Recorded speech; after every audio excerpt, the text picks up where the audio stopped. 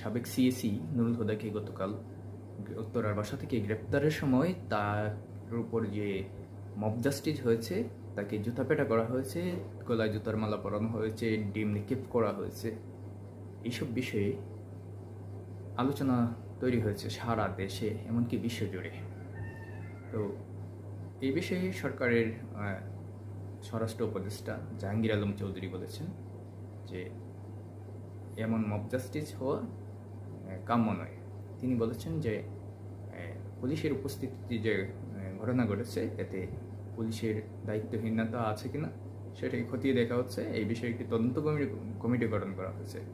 কিন্তু এখন পর্যন্ত এই যে মব সৃষ্টিকারী লোকদের যাদেরকে ভিডিওতে দেখা গেছে তাদেরকে কিন্তু এখনো গ্রেপ্তার করা হয়নি। নুরুল হুদা অপরাধী হলে তার বিচার হবে, কিন্তু বিচার আইন নিজের হাতে তুলে